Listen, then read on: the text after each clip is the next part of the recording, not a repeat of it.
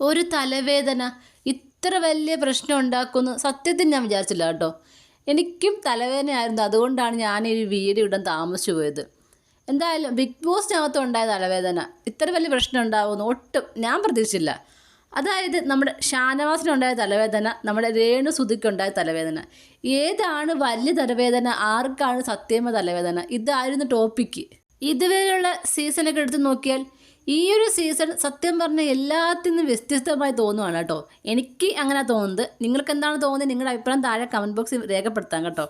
അതായത് ഈ ഒരു ഷോ തുടങ്ങി ഇന്നലെ രാത്രി തുടങ്ങിയപ്പോൾ തൊട്ട് തുടങ്ങിയ പ്രശ്നങ്ങളാണ്.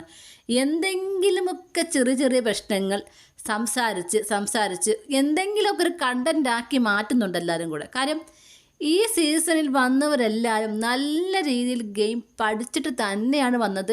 ഇവിടെ എന്തെങ്കിലുമൊക്കെ ചെയ്യാൻ തന്നെ വന്നവരാണ്. അത് നെഗറ്റീവായാലും പ്രശ്നമില്ല, പോസിറ്റീവായാലും പ്രശ്നമില്ല. പ്രേക്ഷകർക്ക് കണ്ടൻറ്റ് കൊടുക്കണം. അതിന് വേണ്ടിയിട്ട് നല്ല രീതിയിൽ അവർ കഷ്ടപ്പെടുന്നുണ്ട് കേട്ടോ. അതായത് നമ്മുടെ അനീഷിൻ്റെ ഗെയിം ഞാൻ പറഞ്ഞല്ലോ, എത്രത്തോളം വീട്ടുകാർ വെറുപ്പിക്കാവും അത്രത്തോളം വെറുപ്പിക്കുക എന്ന രീതിയിൽ തന്നെയാണ് അനീഷിൻ്റെ ഒരു ഗെയിം പോകുന്നത്.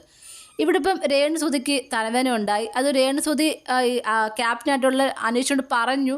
അതുകൊണ്ട് ഞാൻ വിശ്വസിക്കുന്നു എന്ന് പറയുന്ന ഒരാളായിട്ടാണ് എനിക്ക് തോന്നിയത് അനീഷിനെ. എന്നോട് പറയാത്തത് കൊണ്ട് മറ്റൊരാൾക്ക് തോന്നിയ തലവേദന സത്യമല്ല എന്ന് പറയുന്ന പോലെ.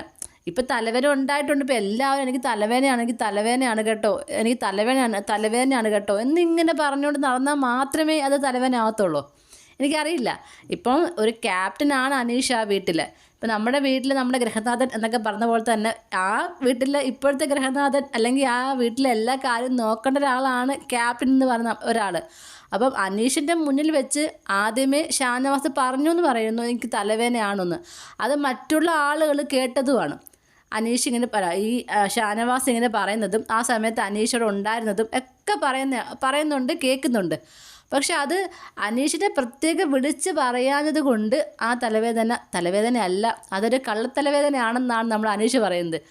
അതിൻ്റെ പേരുണ്ടായ വഴക്കാണ് പിന്നീട് രേണു സുധിയിലേക്ക് എത്തി ഇത്ര വലിയ പ്രശ്നമായി മാറിയത്. ഇത് ഒരു തരത്തിൽ നോക്കിയാൽ ഇത് അനീഷിൻ്റെ ഗെയിം തന്നെയാണ്. കാര്യം അനീഷ് ക്യാപ്റ്റനാണ്, അതുകൊണ്ട് എന്നോട് വന്ന് പറഞ്ഞില്ല, അതുകൊണ്ട് ഞാൻ കേട്ടില്ലെന്ന് വേണമെങ്കിൽ പറയാം. ഇപ്പം ലാലേട്ടൻ ചോദിക്കുകയാണെങ്കിൽ പറയും ഞാൻ കേട്ടില്ല ലാലേട്ട, എന്നോട് പറഞ്ഞതുമില്ല എന്ന് പറഞ്ഞാൽ അത് അനീഷിന് പോസിറ്റീവാകത്തേ ഉള്ളൂ. കാര്യം അനീഷിനോട് പറഞ്ഞില്ല എന്ന് പറയും, ഞാൻ ക്യാപ്റ്റനാണ് അപ്പോൾ എന്നോട് പറയണ്ടേ എന്ന് പറയും. എന്നോട് പറയാതെ ഞാൻ എങ്ങനെ അറിയുമെന്ന് ചോദിക്കും. ഇത് അടുത്തിരുന്ന് പറഞ്ഞതാണ്. ആ സമയത്ത് അനീഷ് ഉണ്ടായിരുന്നു എന്ന് പറയുമ്പോൾ എന്നോട് പറയാത്തത് കൊണ്ട് ഞാൻ ശ്രദ്ധിച്ചിരുന്നു പറയാം. മനസ്സിലായോ? അതൊരു അനീഷിൻ്റെ ഗെയിമാണ്. മാത്രമല്ല രേണു സുധി വന്ന് പറയുകയും ചെയ്തു. അതുകൊണ്ട് രേണു സുധിക്ക് ആ ഒരു പരിഗണന കൊടുക്കുന്നു. അങ്ങനെ വേണമെങ്കിൽ എടുക്കാം. പക്ഷേ മറ്റുള്ളവർ ഇത് പറയുമ്പോൾ മിണ്ടാതിരിക്കാൻ പറ്റില്ല. കാരണം അത് അവരുടെ ഗെയിമാണ്. അപ്പോൾ എന്തായാലും എല്ലാവരും ആ ഗെയിമിൽ വീണിട്ടുണ്ട്. ഇത് അനീഷിൻ്റെ ഗെയിമിൽ മറ്റുള്ളവർ വീണതാണെന്നും പറയാം, ഇല്ലെങ്കിൽ മറ്റുള്ളവരുടെ ഗെയിമിൽ അനീഷ് വീണതാണെന്നും പറയാം. എന്തായാലും ആകെ മൊത്തം കണ്ടിരിക്കാൻ നല്ലൊരു കണ്ടൻറ് ഉണ്ടായി. ഇവരെല്ലാവരും കൂടെ അങ്ങോട്ടും ഇങ്ങോട്ടും മത്സരിച്ച് കണ്ടന്റ് തന്നുകൊണ്ടിരിക്കുക. സത്യം പറഞ്ഞാൽ മത്സരിച്ച്. എന്തായാലും ഒരു ചെറിയ തലവേദന അല്ല, ഒരു വലിയ തലവേദന ഇത്ര വലിയ തലവേദന ആയി മാറുമെന്ന് ഞാൻ അറിഞ്ഞില്ല കേട്ടോ.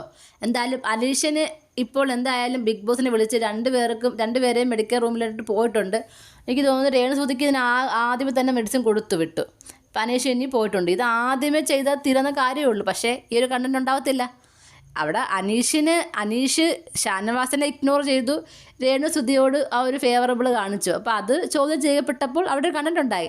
അതായിരുന്നു അനീഷിന് വേണ്ടതും, അത് തന്നെ അവിടെ ഉണ്ടാവുകയും ചെയ്തു. എന്താണ് നിങ്ങൾക്ക് പറയാനുള്ളത്? നിങ്ങളുടെ അഭിപ്രായങ്ങൾ താഴെ കമൻറ്റ് ബോക്സിൽ മറക്കാതെ രേഖപ്പെടുത്തണം. കൂടുതൽ ലൈവ് അപ്ഡേഷനുമായിട്ട് ഉടനെ വരുന്നതായിരിക്കും.